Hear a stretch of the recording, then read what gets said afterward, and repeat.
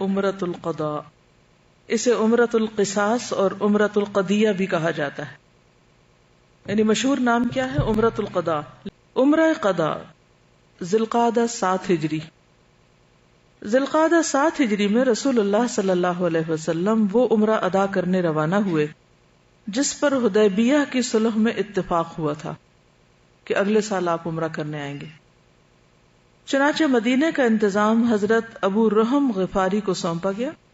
قربانی کے 60 اونٹ ساتھ لیے اور ان پر ناجیہ بن جندب اسلمی کو مقرر فرمایا. 100 گھوڑے بھی ہمراہ تھے جن کی نگرانی پر محمد بن مسلمہ کو مقرر کیا گیا.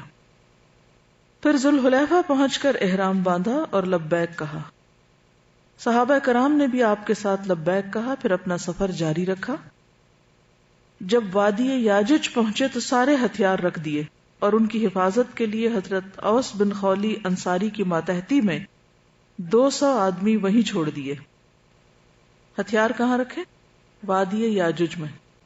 صرف سوار کا ہتھیار یعنی میان میں رکھی ہوئی تلواریں لے کر قدا کے راستے سے جو حجون پہ نکلتا ہے مکے میں داخل ہوئے. اس وقت آپ اپنی اونٹنی قصواء پر سوار تھے اور صحابہ کرام تلواریں حمائل کیے یعنی اٹھائے ہوئے آپ کو گھیرے میں لیے ہوئے تھے. امیجن کر سکتے ہیں آپ اونٹ پہ سوار ہیں اور باقی صحابہ اپنی تلواروں کے ساتھ ساتھ آپ کو گھیرے ہوئے ہیں. آپ بھی لبیک پکار رہے تھے اور وہ بھی لبیک پکار رہے تھے.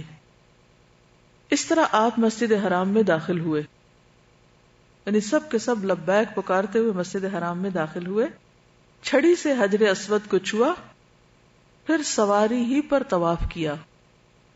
پیدل طواف کا اپنا مزہ ہوتا ہے، لیکن اگر کبھی ویل چیئر پہ کرنا پڑے تو بہت پریشان نہیں ہونا چاہیے، کیونکہ نبی صلی اللہ علیہ وسلم نے سواری پر طواف کیا جو ایک سنت چھوڑی اپنے پیچھے.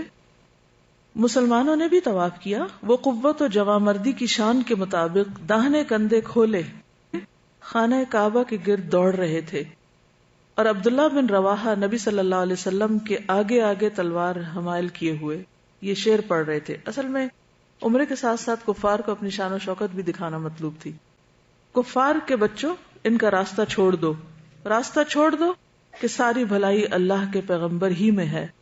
آج ہم اس کی تعویل پر تمہیں ماریں گے جیسے اس کی تنزیل پر تمہیں مار چکے ہیں، اور مار بھی ایسی ماریں گے کہ کھوپڑی اپنی جگہ سے چھٹک جائے گی اور دوست کو دوست سے بے خبر کر دے گی. یعنی کوئی کسی کو پھر یاد نہیں رکھے گا جب ساری نہیں رہے گا. تو مشرکین کعبہ کے شمال میں قعان پہاڑ پر بیٹھے تھے جس طرف جبل کعبہ ہے.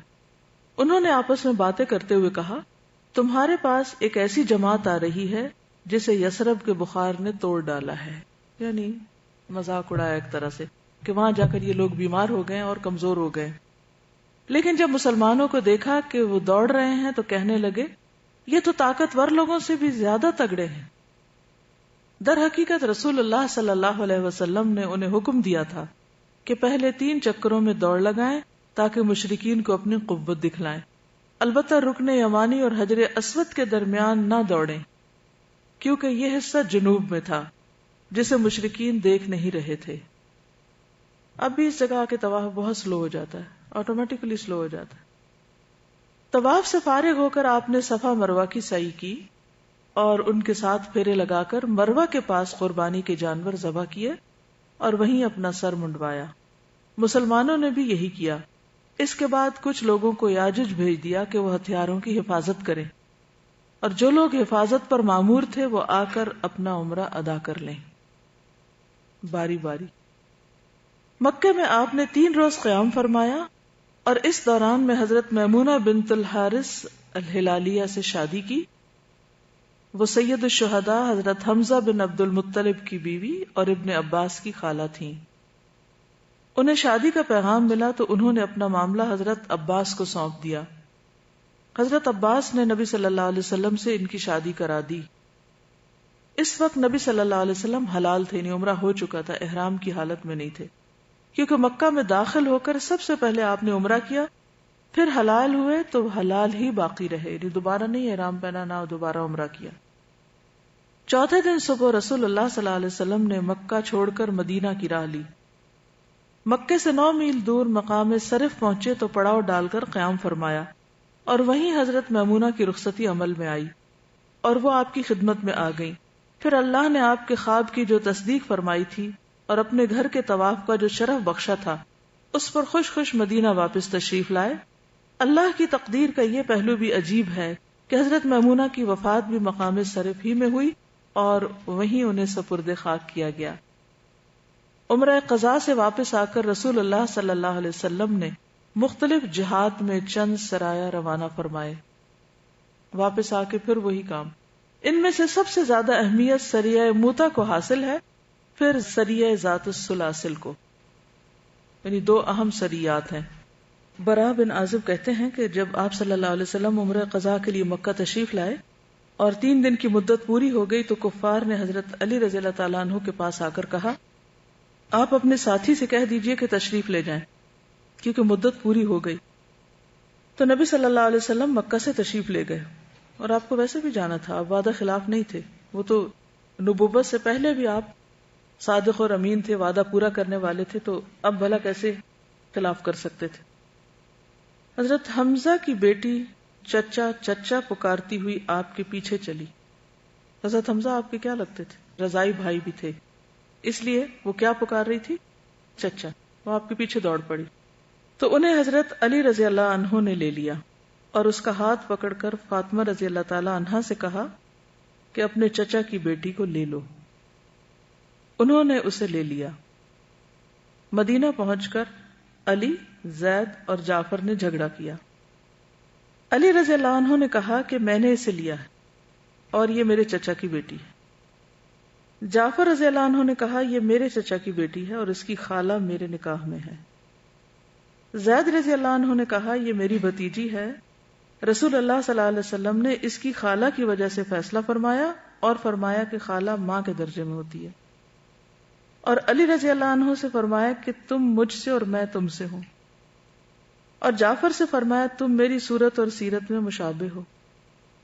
زید سے فرمایا تم ہمارے بھائی اور دوست ہو. علی رضی اللہ عنہ نے کہا کہ آپ حمزہ کی بیٹی سے نکاح کیوں نہیں کر لیتے؟ آپ نے فرمایا وہ میری رضائی بھتیجی ہے. دے ایک کو دیا، ظاہر ایک کو ہی دے سکتے تھے، لیکن ہر ایک کی حوصلہ افزائی کی، ان کا دل رکھا. اس سے پتہ چلتا ہے کہ آپ صلی اللہ علیہ وسلم فیصلے کس طرح کرتے تھے، صرف قانون اور پالیسیز نہیں بتاتے تھے. حضرت میمونہ رضی اللہ تعالی عنہ کے ساتھ آپ صلی اللہ علیہ وسلم نے نکاح کیا تھا. حضرت میمونہ جو تھی وہ حضرت عبداللہ بن عباس کی خالہ تھی.